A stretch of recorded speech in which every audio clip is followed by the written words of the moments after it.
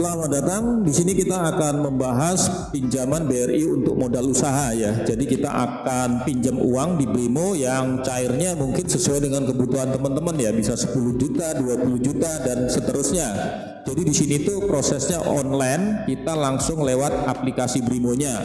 Nah, silahkan teman-teman login terlebih dahulu ya. Nanti kalau sudah muncul tampilannya seperti ini, itu langsung saja klik yang lainnya ini, kemudian klik yang pinjaman ya. Kalau tampilannya belum seperti ini, teman-teman tinggal update dulu ya aplikasi Brimonya.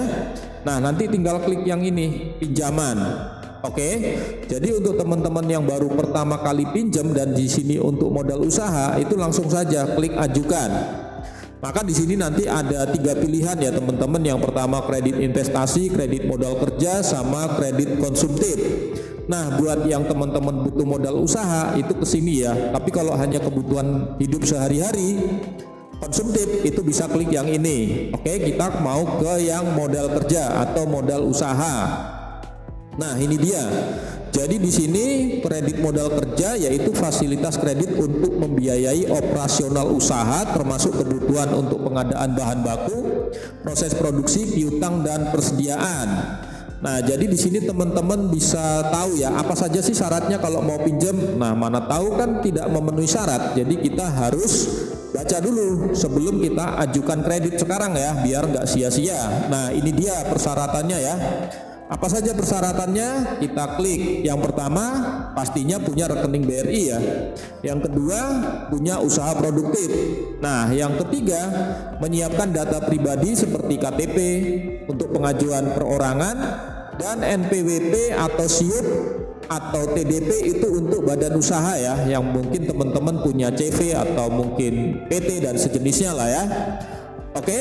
Nah, kalau mau dan memenuhi syarat ya tinggal klik ini, ajukan kredit sekarang atau juga bisa dari sini ya, sama saja ini dia.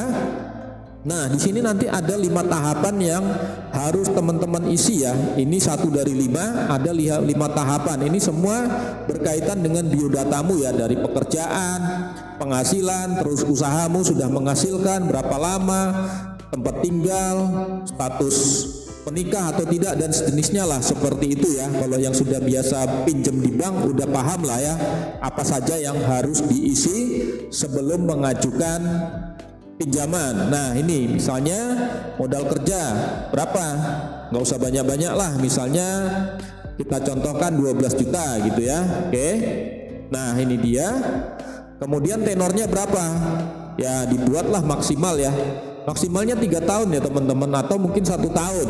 Nah, ini atau kita buatlah 2 tahun lah ya. Nah, jadi teman-teman tinggal klik lagi selanjutnya. Nah, jadi di sini nanti ada masuk ke tahap kedua, yaitu profil keuanganmu. Nah, jadi ini nama lengkap, semua ini sesuai dengan KTP-mu ya.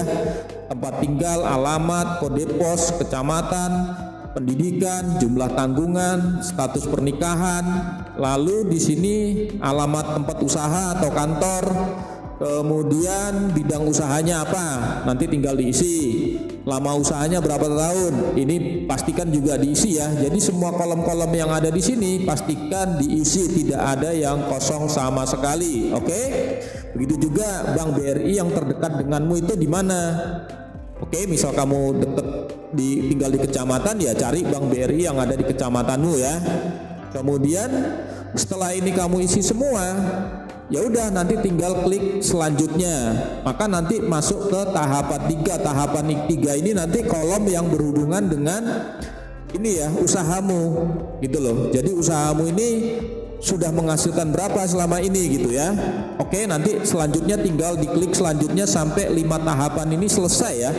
Nah, nanti selama proses pengajuan teman-teman itu dapat yang namanya nomor referensi ya. Jadi nomor referensi itu fungsinya untuk tracking. Tracking apa? Tracking apakah punya kita ini udah diproses atau belum semenjak teman-teman sudah mengirimkan ini data ini ya, kan ini nanti kita kirimkan ya ke pihak BRI.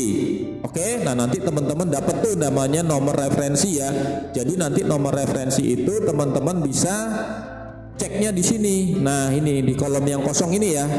Oke, nah ini masukkan nomor referensi calon debitur untuk melihat proses pengajuan kredit Anda. Jadi ini untuk men-tracking sudah sejauh mana, sudah diproses atau belum gitu ya, supaya tidak selalu bertanya-tanya.